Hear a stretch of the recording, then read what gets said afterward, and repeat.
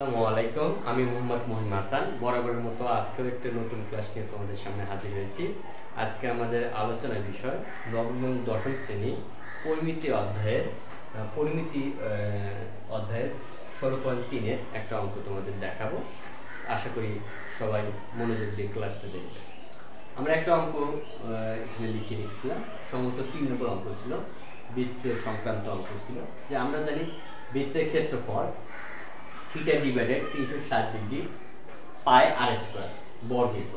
এখন যেখানে বৃত্তের ব্যাসার্ধ আর এবং বৃত্তের চাপের ডিগ্রি পরিমাণ থিটা, এখানে আমরা যেহেতু সূত্র লিখছি যে থিটা ডিভাইডেড 360 ডিগ্রি পাই আর স্কোয়ার বর্গীত, তাহলে আমাদের প্রশ্নে এই বৃত্তের ক্ষেত্রফল ছিল 77 এবং বৃত্তের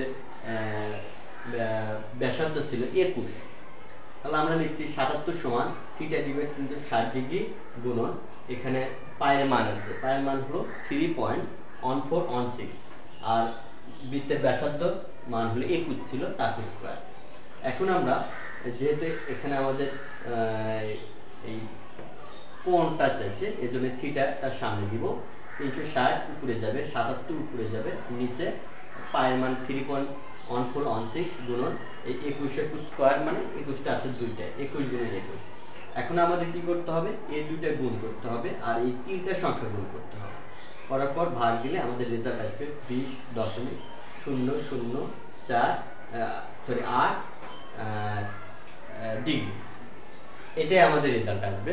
আমরা অবশ্যই পরবর্তী ক্লাসে তোমাদের অন্য কোনো অঙ্ক নিয়ে কথা বলবো। এ পর্যন্ত ভালো থাকো, সুস্থ থাকো, আর আমার ক্লাসটা ভালো লাগলে অবশ্যই লাইক, কমেন্ট এবং শেয়ার করো। ধন্যবাদ সকলকে।